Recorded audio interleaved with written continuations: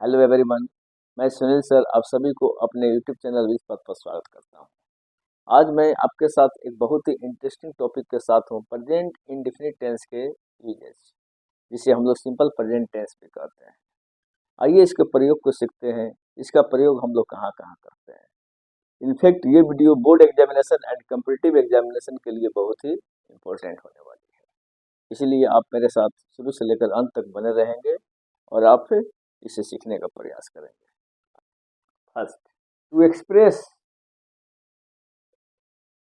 To express इसका प्रयोग universal truth, eternal truth and principle को एक्सप्रेस करने के लिए किया जाता है।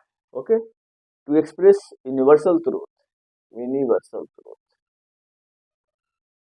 Eternal truth and any principal.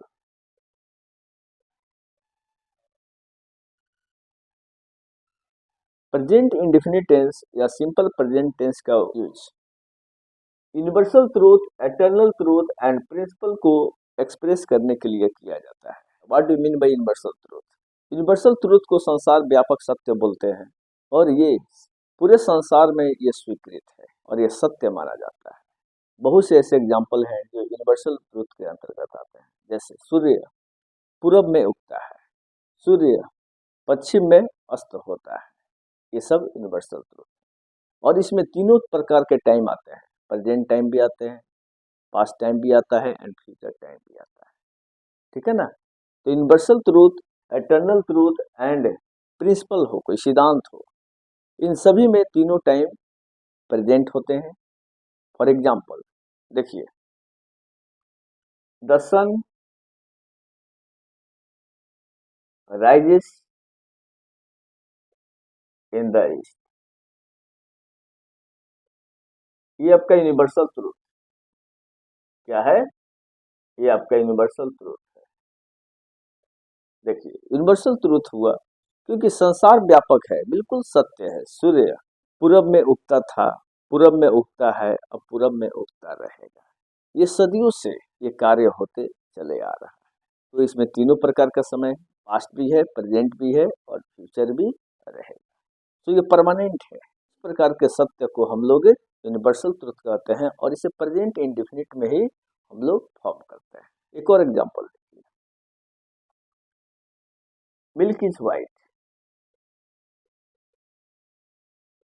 Milk is white. अब यहाँ देखिए, मिल्क इज व्हाइट, यहाँ मिल्क आपका नाउन है, इज मेन वर्ब हो जाएगा एंड व्हाइट आपका एडजेक्टिव हो जाएगा। दूध उजला होता है। अब देखिए, दूध उजला होता है, ये दूध का स्वभाव ये होता है कि वो उजला होता है, वो किसी दूसरे कलर का नहीं हो सकता। तो ये भी आपका परमानेंट है। तो इस प्रकार के सेंटेंस को भी हम लोग इज एम आर से बनाते हैं। ठीक है ना? और इसे सिंपल प्रेजेंट के अंतर्गत भी रखा जाता है। अब देखिए यहाँ पर, man is मॉर्टल, man is मॉर्टल।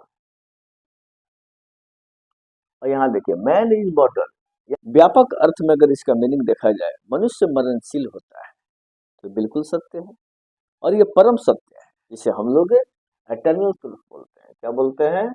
Eternal truth बोलते हैं।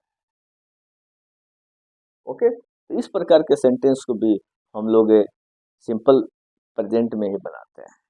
एक और एग्जांपल लीजिए, जैसे honesty is the best policy, honesty is the best policy. देखिए, ये आपका प्रिंसिपल हो गया। ईमानदारी सबसे अच्छी नीति है, ये भी बिल्कुल सत्य है और ये सैद्धांतिक है, ये सिद्धांत को बताता है और ये बिल्कुल ही एक्सेप्टेबल है।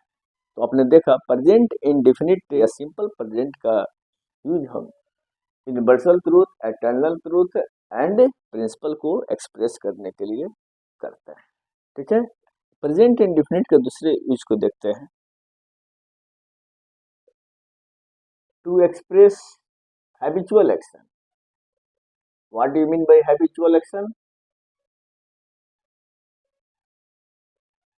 Habitual actions means repetition of the work, जो हैबिट में होता है, जिसे हम लोग बार बार करते हैं, ओके, जिसे हम लोग रिपीटिशन बोल सकते हैं, या आप इसको रूटीन वर्क भी कह सकते हैं।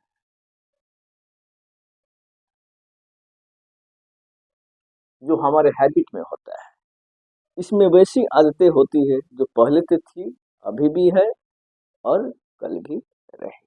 इस प्रकार इसमें past time, present and future तीनों टाइम का बोध होता है। तो इस प्रकार के आदत को एक्सप्रेस करने के लिए प्रेजेंट इंडेफिनिट टेंस का ही प्रयोग किया जाता है। ओके, इसमें एडवर्ब ऑफ फ्रीक्वेंसी, जिस एडवर्ब ऑफ फ्रीक्वेंसी का प्रयोग किया जाता है, वो एडवर्ब ऑफ फ्रीक्वेंसी क्या क्या होते हैं, आइए देखिए। Adverb of frequency, adverb of frequency, frequency का मतलब होता है आवृत्ति, किसी कार्य को कितनी बार किया जाता है। इसके लिए कौन कौन से वो एडवर्ब ऑफ फ्रीक्वेंसी होते हैं जिसका प्रयोग प्रेजेंट इंडेफिनिट में किया जाता है, आदत को दर्शाने के लिए किया जाता है। ओके, तो पहले भी थे, अब भी हैं और आगे भी रहेंगे। उसको देखिए। Of hand, always, never, daily, everyday, generally and so on. इस प्रकार से इन एडवर्ब ऑफ फ्रीक्वेंसी का प्रयोग प्रेजेंट इंडेफिनिट में हैबिट को एक्सप्रेस करने के लिए किया जाता है। जैसे वो हमेशा सच बोलता है, मैं कभी झूठ नहीं बोलता, वो प्रायः मंदिर जाती है, मैं कभी कभी वहां जाता हूँ। ये सारे सेंटेंस हैबिट को शो करते हैं और इन्हें प्रेजेंट इंडेफिनिट में ही बनाया जाता है। और इसमें तीनों प्रकार के समय होते हैं, पास्ट भी होते हैं, प्रेजेंट भी होता है और फ्यूचर भी होता है। आइए एक सेंटेंस लेते हैं। वो प्रायः मंदिर जाती है, कैसे बनाएंगे? सी सी ऑफन, प्रायः, प्रायः के लिए हम लोग ऑफन का प्रयोग करेंगे। She often goes to temple. Okay, she often goes to temple, वो प्रायः मंदिर जाती है। ठीक है ना। दूसरा एग्जांपल लीजिए। वो हमेशा सच बोलता है, ही always speaks the truth. Okay, एक और एग्जांपल लीजिए। जैसे तुम कभी समय पर नहीं आते हो, क्या हो जाएगा? यू